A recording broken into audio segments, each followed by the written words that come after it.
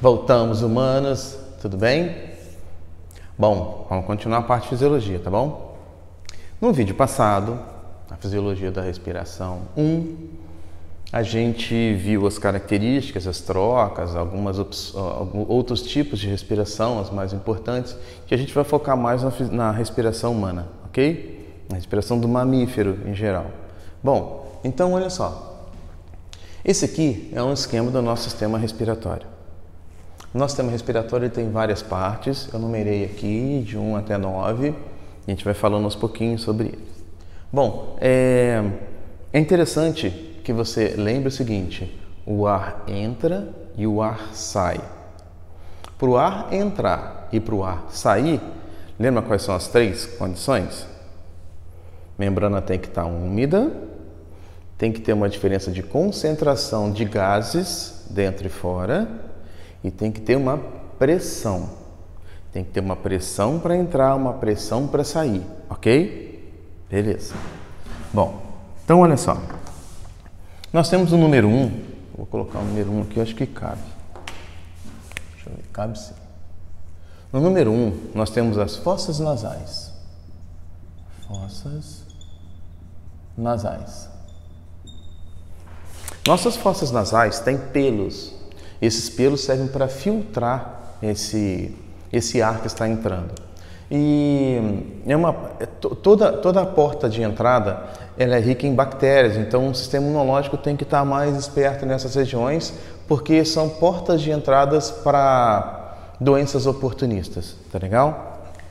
Bom, o ar então vai passar por aqui, pelos pelos. Aqui nos pelos, dentro das fossas nasais, nós temos receptores do sistema nervoso altamente sensíveis para o olfato, não tão boa quanto de um cachorro, mas nós conseguimos distinguir odores diferentes, boa parte deles, uma parte deles, né?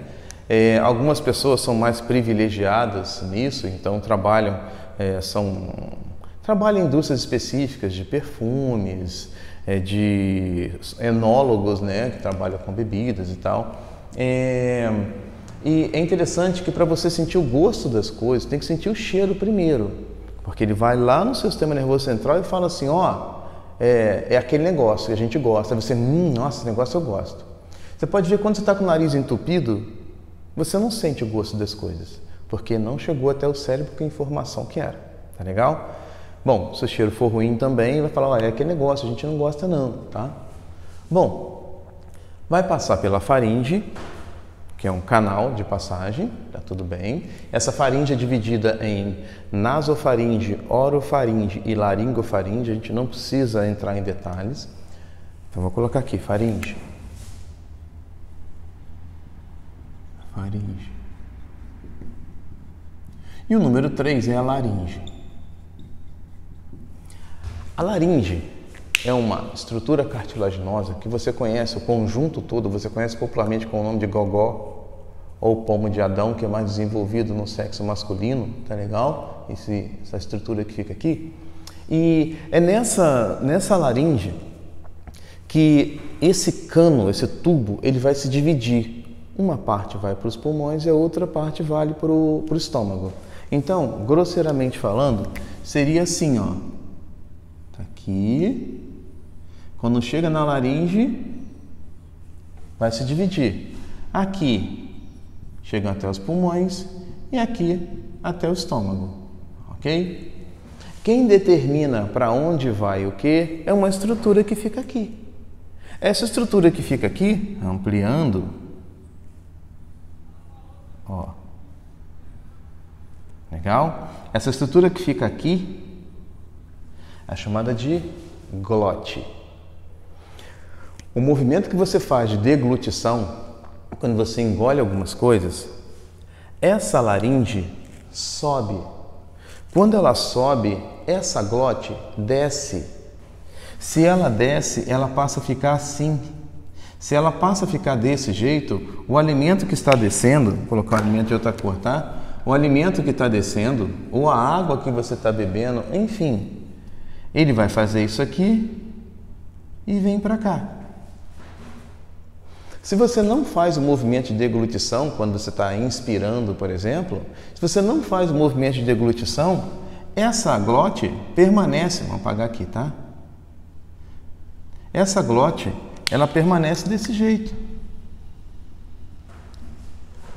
Aí você fala assim, mas por que o ar não vai para o estômago? Pode até ir um pouquinho, mas ele vai chegar para cá porque aqui a pressão é menor do que a atmosfera. Então o ar vai para onde tem mais pressão, para onde tem menos pressão. E o ar vem para cá, é direcionado para cá por diferença de pressão, ok? Tanto que quando um paciente vai ser entubado, principalmente nessa época de pandemia, onde os respiradores são muito importantes para forçar a entrada de ar, porque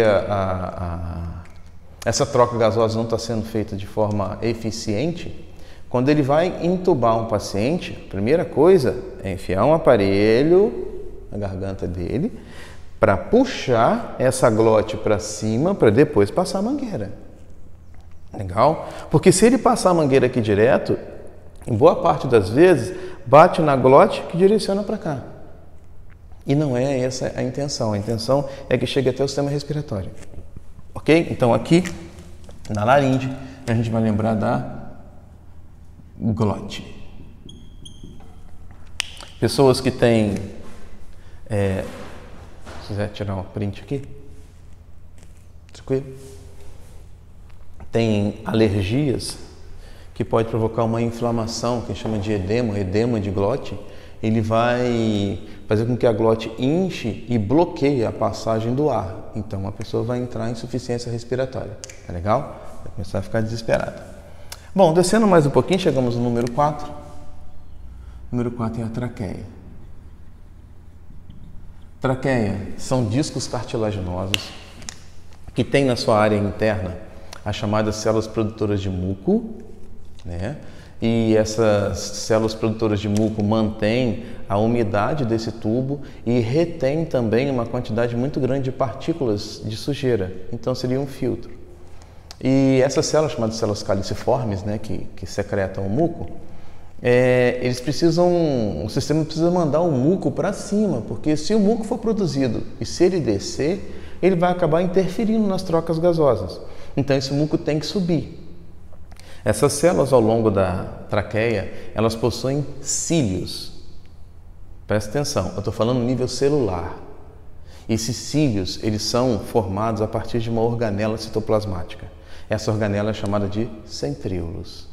Então esses cílios começam a se movimentar para cima, movimentando para cima, o muco começa a sair. E ele vai ou para o estômago, ou ele vai aqui para cima, que você conhece popularmente como meleca, porque ele vai dar uma desidratada, ok? Se você tiver com algum problema respiratório, estiver produzindo uma quantidade muito grande de muco com pus, você vai ter a meleca verde, catarrão, beleza? Tranquilo? Que nojo, todo mundo tem. Bom, quem fuma, os fumantes, gradativamente as células ao longo do tubo da traqueia perdem a capacidade de produzir esses cílios. Então agora o muco vai começar a descer e vai começar a pigarrear e vai evoluir mais tarde para o enfisema pulmonar, que é o acúmulo de muco nos alvéolos. Bom, a traqueia ela vai ser bifurcada em brônquios. 5 brônquios.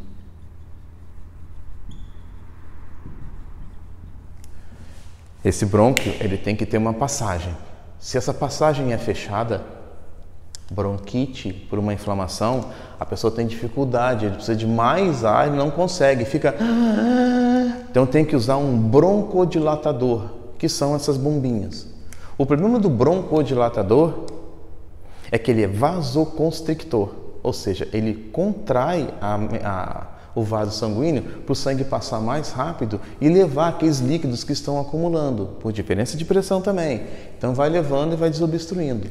Então algumas pessoas têm problemas cardíacos, não pode usar essas bombinhas porque ele dá um ataque cardíaco, tá bom? Esses brônquios entram nos pulmões, número 6 os pulmões. Esses pulmões possuem lobos. E dentro desses pulmões nós temos a ramificação dos brônquios, que são os bronquíolos. É o 7? 7. Bronquíolos. Muitas pessoas têm bronquiolite, que é a inflamação dos bronquíolos, não dos brônquios. E os brônquios vão combinar com os alvéolos pulmonares. Muito importante, porque nos alvéolos pulmonares, que estão aqui, ó, alvéolos, que acontece uma coisa muito importante, que são as trocas gasosas. Trocas gasosas. Para acontecer essa troca gasosa, tem que ser por diferença de pressão. Notem que eu coloquei aqui como número 9 um músculo responsável por isso. Esse músculo é o... Vou colocar desse lado aqui, vou apagar um pouquinho. É o diafragma. O diafragma é o músculo que separa a caixa torácica da cavidade abdominal. Só mamífero tem diafragma. Ele é um músculo, ele vai ser responsável por aumentar e diminuir a caixa torácica junto com os músculos intercostais, tá legal? Bom, e eu coloquei aqui em laranja uma membrana. Essa membrana é importante para revestir os pulmões e evitar que ele resseque tudo direitinho. Isso aqui é chamada de pleura. Pleura é um tecido epitelial de revestimento sem contato com o meio externo. Então ele vai ser chamado de serosa, ok? É uma membrana serosa. Algumas pessoas têm problemas de perfuração de pleura, tem um monte de coisa que a gente não dá tempo da gente falar sobre tudo, né? Bom, isso aqui é o importante. Aqui nos alvéolos pulmonares acontecem as trocas gasosas. Então vamos colocar aqui, ó. O sangue está chegando aqui, rico em CO2, porque é um sangue venoso, que está vindo lá do coração, lá do átrio direito, chegou no átrio direito, passou para o ventrículo direito, saiu pela artéria pulmonar com muita pressão, chegou aqui com muita pressão e por diferença de pressão, ele passa para cá. Essa câmara aqui que é o alvéolo, que já tinha oxigênio pra caramba, mais o CO2, o oxigênio que está aqui, por diferença de pressão, passa daqui para cá. E agora, esse sangue fica rico em oxigênio e passa a ser um sangue arterial. Essa troca gasosa que acontece aqui, por diferença de pressão, isso aqui é uma veia que vai terminar de levar o sangue com o restinho da pressão daqui, vai mandar para o lado esquerdo do coração, o lado esquerdo do coração vai bombear de novo. Essa troca gasosa aqui é chamada de hematose. Ok? Detalhe é o seguinte, esse alvéolo pulmonar também tem que ter um líquido, um ambiente úmido, para que essa troca gasosa aconteça. Então, ele tem em torno dele a chamada de membrana hialina. Membrana hialina. Essa membrana hialina, ela tem um líquido aqui dentro, e é esse líquido grande responsável por facilitar essas trocas gasosas. Vamos colocar aqui, ó, um asterisco aqui e um asterisco aqui. O líquido é esse daqui, ó. Ó.